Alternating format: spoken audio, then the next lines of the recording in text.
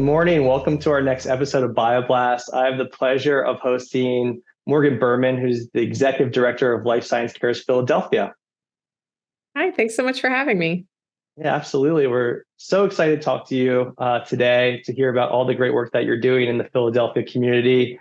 Life Science Cares mission is addressing poverty, working with industry essentially to look at those disparities. And so we're really excited to learn more about your journey, how you came into the role of Life Science Cares, and all that you have going on leading up to the impact reception here on May 1st at the Curtis. Yeah. Well, the really quick summary is that I had a background working in the nonprofit world, first as an employee at several local women's health nonprofits. And then I built a company almost 11 years ago now that is a tech provider for a lot of nonprofits. So I got to see a lot of different angles of what is and isn't working in the industry. And I got to learn a lot of the wonderful organizations that are doing important work in Philadelphia. And I also got to meet the funders. And when I was approached about this role, I was in a transition moment thinking about what my next adventure was going to be. And basically, it just seemed like a really amazing opportunity to put into practice all the kind of thoughts and feelings I'd been gathering as I had worked both in the nonprofit world and working with funders, and was really excited to get to work with scientists and entrepreneurs who care about data and impact and changing people's lives and applying that to my city's, biggest disgrace, which is how many people can't meet their basic needs. Yeah, and you certainly have a lot of accomplishments in your career. Just to name a few, presenting at Forbes 30 Under 30, a top 10 female entrepreneur to watch by the UN Foundation. Obviously, you've had a really successful career in nonprofits and in private sector. And so bringing that knowledge base and bringing that expertise to Life Science Cares has been tremendous. And so, you talked a little bit about what attracted you to join Life Science Cares, but knowing a little bit about your history, launching at Broad Street Ministry, last week you mentioned expansion internationally into Switzerland. And so for those that are less familiar with Life Science Cares, can you just share a little bit more about your mission and the opportunities? Yeah, absolutely. So our mission is to harness the power of the life science sector to disrupt cycles of poverty in the cities that the life science sector is flourishing. So I like to say we play matchmaker between life science companies and professionals and the organizations that are working to disrupt poverty in our communities. And our job is to bring them together to create something that wouldn't have otherwise been possible, which is time, talent, and treasure going into organizations in a really thoughtful way. And we do that through a grant program, through volunteering, through drives, and through Project On-Ramp, where we place low-income four-year college students into paid internships in the life sciences. Yeah, and so just for those of folks that might be interested, Project On-Ramp is a great opportunity for matchmaking, as you mentioned, between companies and individuals within the Philadelphia community. And so the internship program, the summer sessions, in particular, the deadline is sort of coming up fast for particularly companies to sign up. And so what is the best way for companies to sign up to Project On-Ramp? So we have a wonderful teammate, Molly Boyd, who is our director of programs in Project On-Ramp, and she works with companies hand in hand to understand their needs, what they're looking for in an intern, help them understand how Project On-Ramp works in terms of the talent pool that we're drawing from, the application and matching process, and the support we provide throughout the summer and after for our matches. And so reaching out to Molly is the best way to do it. But you can approach any Life Science Cares staff member or board member, and we can point you in the right direction. But those placements do begin in June. So May is pretty much the very last moment to sign up and hopefully change the life of a young college student. Yeah, so how many companies do you have currently signed up for the program? We have about a dozen partners right now. We're hoping to place 30 students. We are not yet at that goal, but we're getting close. And so one or two companies could make a really big difference in us achieving our goal this summer. Yeah, so if you're a company watching this, make sure you sign up to Project On-Ramp, an incredible opportunity to support Life Science Cares. And, the organization, as you gear up for your impact reception on May 1st, is really your largest fundraiser of the year. And a lot of that goes to supporting both financial and human capital for the life science industry in terms of disrupting the cycle of poverty, inequality in the cities that you're in. So you all have identified several hubs, really life science and biotech hubs, being Boston, San Diego, Philadelphia, to name a few among others. And so how do you determine which markets you want to have a presence in? Well, it's a really grassroots process where local life science leaders kind of start to form a nucleus of energy, and they basically hear about it. They come together, they reach out and say, we're committed to making this happen. We're going to put our time and money into launching a chapter, and then our national team works with them to make that happen. Yeah, and I've seen this a few times, both by board members of yours and team members of yours, but just talking about collective impact, collective effort, what it means to be, part of that community. And so when you think about the impact that you all have and what you're looking to achieve, what is the importance of embracing in particular, Philadelphia scientific community, both within the context of life science cares, but then in more particularly how you approach that from your role? Well, in our role, we're bringing together the life science community, which is already very connected as it pertains to the kind of work of life science companies. But our job is to bring them together around the kind of human element of what these people living in this community can achieve outside of and in addition to the kind of medical breakthroughs and contributions that the life science sector creates. So I think there's been a lot of examples, the pandemic being the most recent one, of the scientific community coming together collaboratively to tackle a really big problem. And I think this is another example of wanting to do something for the common good collectively, almost with, beyond the boundaries of our corporate walls, beyond the boundaries of our corporate identities and P&Ls, and thinking about how we can do something bigger together. Yeah. And, I've heard in the past some statistics come out there, about 400,000 folks within Philadelphia living under the poverty line. I've heard you even speak about that being almost double, in fact, closer to 800,000. It's a miscount. It's an undercount for sure, because they're using the federal poverty line, which is honestly like the line was drawn using numbers that do not reflect what actual lived poverty looks like, and people who can't meet their needs on twice the federal poverty line, especially in a high cost of living environment like a city, but frankly, even anywhere, the federal poverty line is not an accurate representation of what it looks like to be self-sufficient, what it takes financially. So yeah, that count is definitely not accurate. There are a lot of people high above that line that, can't afford healthcare, can't afford rent, can't afford food, can't afford schooling or childcare. And I would say that those are all things that, one should be able to afford. And if you can't, that should count as poverty, and that's unacceptable.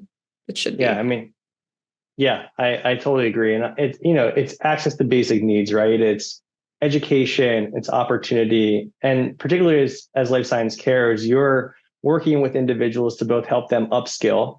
You're working with individuals to teach them and train them within more technical roles within life science sectors. And so there's kind of a misnomer out there that you have to have a 2-year degree or a 4-year degree to go into these types of roles. And so what are some successes that you've had at Life Science Cares during your tenure, just in terms of folks that you've worked with, companies that you've worked with, et cetera? So we have funded several organizations that do workforce development training. Wistar is one, the Science Center, West Philly Skills Initiative. We are always looking for partners who can contribute to more opportunity for folks who wouldn't otherwise get access to the life science sector and to good paying jobs. So that is absolutely a big part of what we do. Yeah, I mean, definitely aligning with your core mission. And you've been in Philadelphia for some time and have experience both as an entrepreneur and founder, but also experience within your role at Life Science Cares. And so how have you seen the Philadelphia community evolve from a scientific perspective? And what do you think its trajectory is from here? Well, I'm a bit of a newcomer in the life science sector. I joined this role, it'll be 3 years in September. And before that, I really wasn't in the life science sector. So I can't say from firsthand experience my understanding of the trajectory, but from getting to know kind of the main players in this space and kind of listening to the news and what's been going on, it's clear that we are on a hockey stick moment for the life science sector in Philadelphia, and that it is just growing and growing and growing. And that's really exciting because I've lived in this city my whole life. I love this city, and to see such an important industry taking root and really flourishing is exciting, because I think that creates a lot of opportunity. And it's why a big part of what we do is about trying to make sure that we're connecting under-resourced communities with that opportunity. Sure. And, you all have not just impact reception that's coming up in May that, we're working together with the Curtis and BioBuzz, and really to highlight the work that you all are doing in supporting your mission. But would love to know more just about what you're planning beyond that and what people should know about and really how to get involved. Yeah. Well, every year we have our kind of signature events. And that looks like, events like the impact reception, mini golf for good. We're going to have our Project On-Ramp celebration at the end of the summer, where we highlight the work of the interns and their mentors and the companies that sponsored them. So those are some events that people should definitely get on their calendars. And then we also have our Board of Advisor reception at the end of every year, where we thank the now 70 Board of Advisor members who are contributing $3,500 or more towards our mission, also often serving on committees or some other kind of strategic support to our work. So those are a couple of ways that individuals can get involved. And then becoming a corporate partner or an employer with OnRamp, those are ways that larger entities can also get involved. So they should definitely reach out to me, to my teammates, Molly and Brandy, and we would love to kind of help folks navigate the best way they can engage with life science cares. Yeah, and also talk about if companies are looking to get plugged in, what can they expect in terms of measurable outcomes and how you're measuring impact? Well, it depends on if they're thinking about it from our perspective or theirs. From their perspective, they can think about things like employee engagement through number of events held, number of people attending their events. So our volunteer service days, drives, and things like that, we help them collect the data on attendance and participation. We can do surveys on perception of, employee morale or connectivity and things like that. So that's kind of like the impact on the workplace and on the employees side of things. But then we also work with our nonprofit partners to report on the impact that they're having in the community, the number of people that they're serving, the way that they're serving them, the goals that they're helping them achieve, milestones for the organization. So really tracking on an individual level for each nonprofit what kind of impact they're able to achieve. And then also measuring things like how many hours of volunteers we're helping generate for them, the value of that towards filling out their budget, contributed goods. So yeah, there's a bunch of different things. It kind of depends on whose benefit we're thinking about, but everyone benefits. That's the great thing about life science cares. It's kind of a win-win-win, and there's a lot of different impacts to measure there. Yeah, and sometimes impacts are also hard to measure, right? Like sometimes there's not a empirical way to measure success. And so do you have any examples of some of those impacts that you've made that come to your mind immediately that would be good to know about? Well, I think about OnRamp and the way that a student's career trajectory might change because of exposure to an internship that they wouldn't otherwise have been able to access, because they would normally have to take a paid low-skilled job to cover costs. But when they get offered a paid internship, they're able to get more experience in their field, which might help them get that better job right out of college, which might help them pay off their debt sooner, contribute back to their family. There's those kinds of things that it's hard to track, a 19-year-old over the course of the next 10 years, what that impact's going to be on their life. But I think it's pretty safe to say that there's been plenty of research that shows that kind of an inflection moment can have a really big impact on someone's future earnings, on their financial stability, and on creating a more diverse and inclusive sector. Yeah, and I think that's a great way to position it, like an inflection moment, right? Thinking about the catalyst that shapes someone's professional arc or really even personal life. And so, when we think about the impact reception on May 1st, it's a large event and something that's really important, I think, near and dear to your heart, in addition to your team.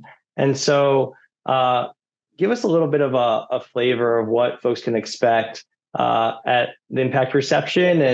And obviously you can register and get a ticket, but like, it's more than that, right? It's bringing community together for really a general purpose and a mission. So tell us more about the impact reception. I feel like you just did a great job. We're bringing people together in community for the mission, and it's an opportunity to celebrate the work that our nonprofit partners have been doing and will continue to do, in small part thanks to the support of the life science community. And so that's the biggest point of the event, is to really get to know them and understand them and root for them and support them, both with your attendance, but also with the dollars that it helps us generate to grant to them.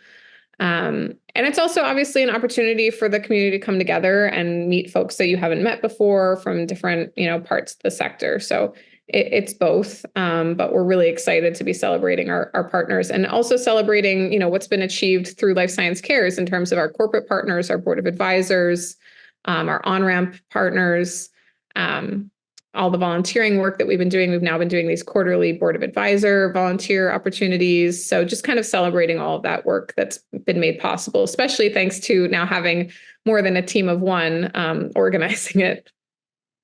Yeah, it's by no means a little lift, but really tremendous impact and an opportunity for folks within the Philadelphia community and really beyond the community to get a good understanding of what Life Science Cares does, getting a good understanding of some of the disparities that are in the city of Philadelphia, really a focus on poverty. And it's not just life sciences, it's all the adjacencies that come with it. And so we're excited here as Scheer Partners to collaborate with Life Science Cares and to attend the event with you on May 1st. And for folks that are looking to attend, there's a really easy way to register. And Morgan, we're just really appreciative for you to give some insights into organization and the impacts that you are making.